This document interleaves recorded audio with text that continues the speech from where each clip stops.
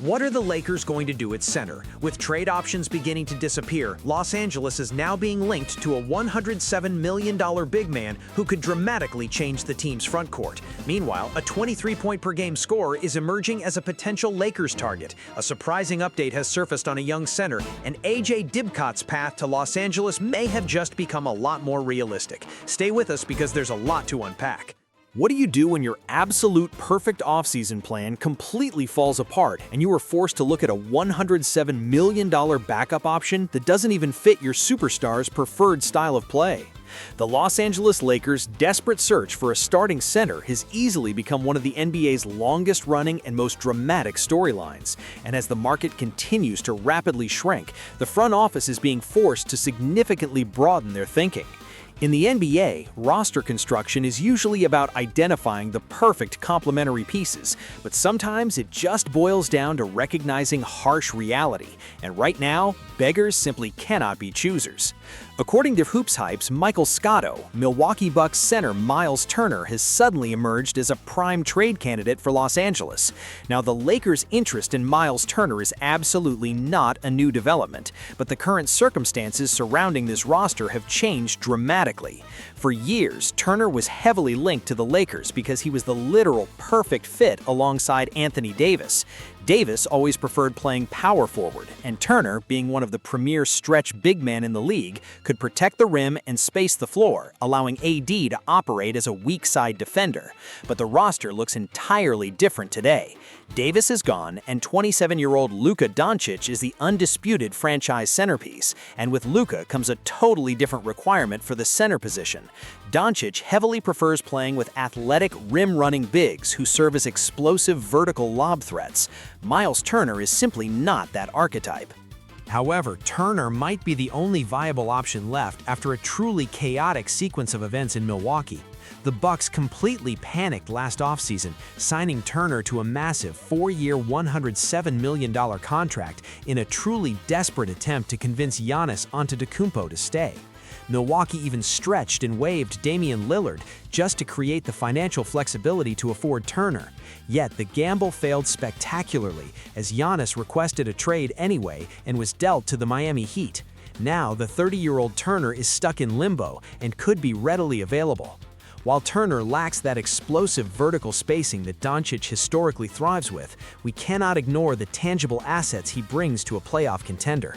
Even in a highly disappointing season for the Bucks, Turner proved he is still a very productive two-way player.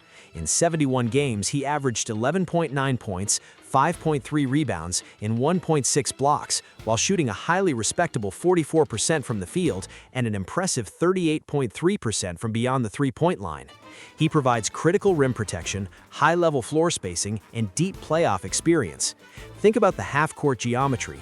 Having Turner stationed on the perimeter forces opposing shot-blocking centers completely away from the basket. This automatically creates massive, unobstructed driving lanes for both Luka Doncic and Austin Reaves to attack the paint. Most importantly, unlike Jalen Duren or Yves Missi, Turner might actually be obtainable via trade. The Lakers wanted a lob threat, but are they willing to adapt their offensive identity? Would you rather have an imperfect fit like Myles Turner spacing the floor, or risk entering the regular season with a massive hole in the middle of the paint? How much is loyalty, elite shot creation, and backcourt chemistry truly worth in today's NBA? Try 5 years and $185 million. Before the Los Angeles Lakers can execute any blockbuster trades to fix their front court or aggressively hunt for two-way wings in the free agency market, they must ensure they lock down their own elite assets and set a positive, aggressive tone for the entire summer. At the absolute top of that priority list is retaining their 23.3 points per game breakout star, Austin Reaves. Reaves has officially elevated himself from an underdrafted underdog story into a legitimate high-level NBA star, and ensuring he stays in Los Angeles is arguably the single most important move this front office can make to keep Luka Doncic happy and committed. While some nagging injuries have occasionally made it challenging for these two dynamic guards to play complementary basketball consistently, the pairing is lethal. Doncic has openly expressed immense excitement about continuing his long-term partnership with the 6'5" stud. From a basketball perspective, the setup in Los Angeles is objectively sweet. He gets to start in the same backcourt as one of the greatest players on the planet, and the team is well within arm's reach of the championship race. However, we all know that money talks the loudest in NBA free agency. There is always the underlying fear that a rival front office with max cap space could throw an absolutely massive offer sheet at Reaves, landing far north of what the Lakers governor Jeannie Buss is traditionally comfortable paying. But the reality of the situation heavily favors the purple and gold. According to Hoops Hype's Michael Scotto, rival executives around the league are painfully aware that they would have to offer an absolute maximum contract for Reaves to even realistically entertain the thought of leaving the Lakers. Because it requires a max offer just to get his attention, an offer he isn't even guaranteed to see on the open market, it's highly indicative that he genuinely doesn't want to exit. Bleacher Report's Zach Buckley recently predicted that the likeliest scenario involves Reaves simply running it back, projecting that he will re-sign with the Lakers on a staggering 5-year, $185 million contract. Locking down Reaves at that number cements the Lakers' offensive identity for the next half-decade. It guarantees Luka has a reliable secondary playmaker who can relieve the immense defensive pressure he faces every night. Obviously, Pelinka still has massive holes to fill. Even with Reaves secured, the franchise must aggressively pursue a sharp-shooting two-way wing and an electric lob-catching center to fully round out the starting five. But getting this extension finalized on day one of free agency changes the entire complexion of the offseason. It proves to Luka and the rest of the league that the Lakers are willing to spend deep into the luxury tax to keep their championship window propped wide open. So Lakers Nation, are you comfortable committing $185 million to Austin Reaves, or does that cap hit scare you away from building a complete roster? Have you ever seen a team completely sabotage a young player's development, openly disrespect him by slashing his minutes, and then turn around and refuse to trade him when the Los Angeles Lakers come calling? Because that is exactly the frustrating reality the Lakers are dealing with right now, is their exhaustive search for an athletic big man to pair with Luka Doncic hits yet another massive brick wall. The Lakers front office knows exactly the prototype of player they need to maximize their championship window, an athletic, mobile center who is highly capable of finishing plays above the rim and catching lobs from their franchise point guard. But the rest of the NBA is painfully aware of this desperate need, and rival executives are making things incredibly difficult. The primary target on Rob Pelinka's radar lately has been New Orleans Pelicans center Yves Missi. According to SNY's Ian Begley, the Lakers are among multiple teams that have aggressively reached out to the Pelicans regarding a trade for Missi, but New Orleans has stubbornly resisted every single offer. This response is completely baffling when you look at the actual context of Missi's situation down in the Big Easy. Back in January, reports emerged that immense frustration was building because Missi saw a major decrease in his playing time.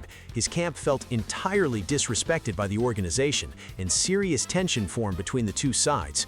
During his rookie campaign, Missi was a revelation, averaging 9.1 points and 8.2 rebounds while starting 67 games and earning NBA All-Rookie second-team honors. But during the 2025-26 season, he started only 14 games, watching his numbers drop to 5.7 points and 5.8 rebounds. This demotion wasn't even his fault. Zion Williamson actually managed to appear in 62 games, and rookie forward Derek Queen quickly emerged as a focal point, creating a massive logjam in the Pelicans' frontcourt. Despite this incredibly crowded rotation and the very public tension, the Pelicans are refusing to let him walk. For the Lakers, this is a massive blow to their offseason strategy. Missi is practically built in a lab to play alongside Luka Doncic. At nearly 6'11" with a massive 7'2" wingspan, the 22-year-old Cameroon native is an explosive athlete, an incredibly effective lob threat, and a highly capable rim protector. These are the exact traits that always flourish when paired with an elite playmaker.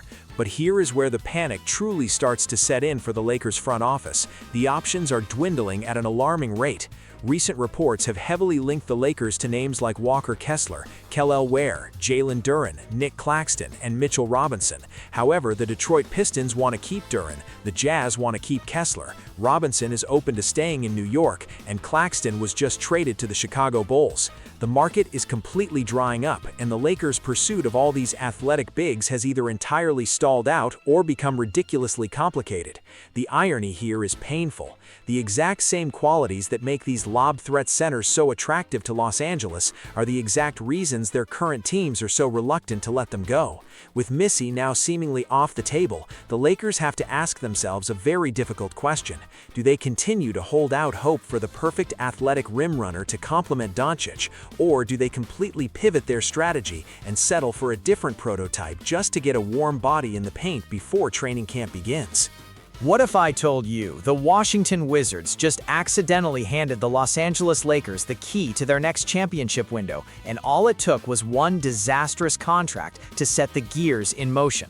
The Los Angeles Lakers have always operated differently than the rest of the NBA when it comes to roster construction, and right now we are witnessing the very early stages of a master plan unfolding right before our eyes. We all know how this franchise operates, as they often spend years methodically chasing stars before finally landing them in purple and gold. The history speaks for itself, whether it was LeBron James choosing to come to LA at 33 years old, Wilt Chamberlain arriving at 32, or getting Shaquille O'Neal at just 24 and Luka Doncic at 25. The Lakers always track these franchise cornerstones from the very moment they enter the league, and right now, all eyes are fixed on #1 overall pick, AJ Dybantsa. Dybantsa profiles as a legitimate, game-changing superstar who desperately wants to win, but he is currently trapped in a completely dysfunctional situation. The entire landscape shifted dramatically when the Washington Wizards made what ESPN's Brian Windhorst is already calling one of the worst contracts in the entire NBA, giving Trae Young a massive 4-year extension worth $212 million.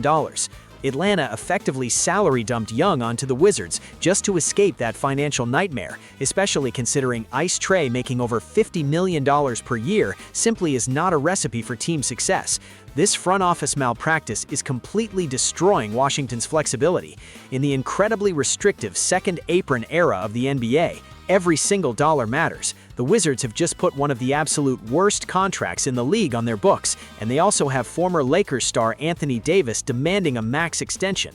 If the Wizards keep Davis and pay Young, they will be entirely unable to add the necessary rotation pieces to build a legitimate title contender around Dybantsa. This brings us to the ultimate conflict brewing in the nation's capital. The Milwaukee Bucks just taught the rest of the NBA a very valuable lesson. If a franchise isn't actively building a championship contender around their alpha, that star immediately becomes a massive flight risk. Giannis Antetokounmpo was incredibly loyal to the Bucks for 13 years, until it became painfully clear they could no longer build a winner, leading to his departure. The Wizards haven't won a playoff series since 2017, and they haven't even qualified for the postseason in 7 of the last 8 years.